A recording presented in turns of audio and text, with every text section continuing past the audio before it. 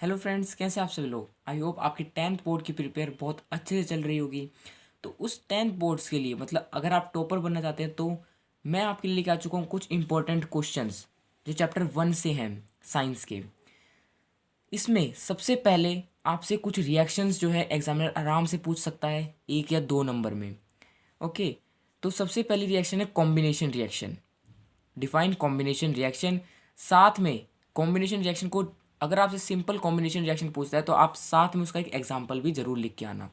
Example चाहे quick line वाला लिख देना, चाहे कोई और सा कॉम्बिनेशन रिएक्शन का एग्जांपल लिखना है, लेकिन जरूर लिख के आना है। नेक्स्ट है most important reaction, decomposition reaction. बहुत ज़्यादा इंपॉर्टेंट रिएक्शन है डीकम्पोजिशन रिएक्शन। ओके, इसको अच्छे से याद कर लो। इसके एग्जाम्पल्स जितने भी अच्छे हो ना, मतलब सारे याद कर लो इसके एग्जाम्पल्स। जैसे 2FeSO4 क्या होता है, फेरस सल्फेट।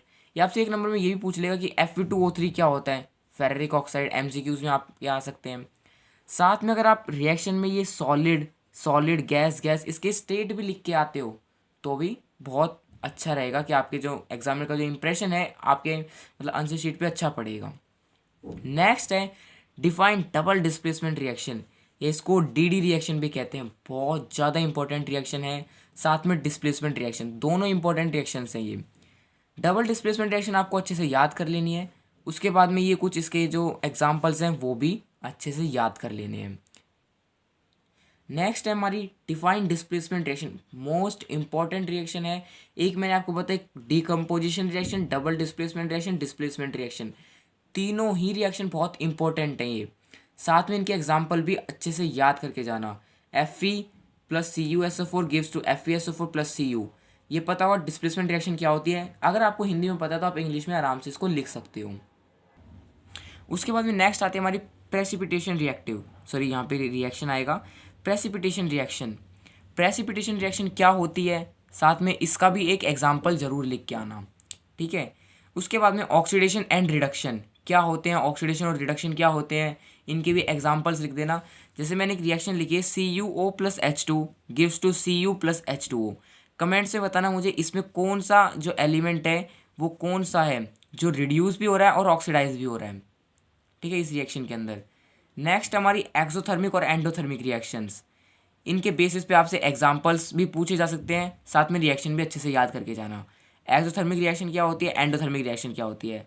और इसे ये भी पूछ सकते हैं कि एक्सोथर्मिक ऐसी कौन सी रिएक्शन है जो एक्सोथर्मिक हो, ऐसी कौन सी रिएक्शन है जो एंडोथर्मिक भी हो, ठीक है। ये आपको अच्छे से याद होनी चाहिए। उसके बाद आता है हमारा नेक्स्ट कोरोजन। कोरोजन एक मोस्ट इम्पॉर्टेंट टॉपिक है। कोरोजन के ऊपर हमेशा कुछ ना कुछ सवाल आते हैं, चाहे आप PYQs में देख लेना, चाहे किसी भी सैम्पल पेपर में देख लेना, कोरोजन के ऊपर जो है हमेशा एक सवाल आएगा ही आएगा। नेक्स्ट बहुत ज़्यादा इंपॉर्टेंट है how to balance chemical equation.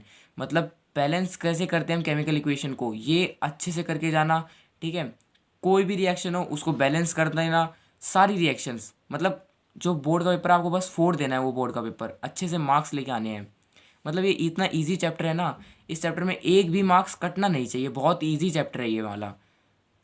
उसके बाद हमारी कुछ एक्टिविटीज़। इन एक्टिविटीज़ में से जो मोस्ट इंपॉर्टेंट एक्टिविटीज़ है वो मैंने यहाँ पे दोनों लिख दी हैं।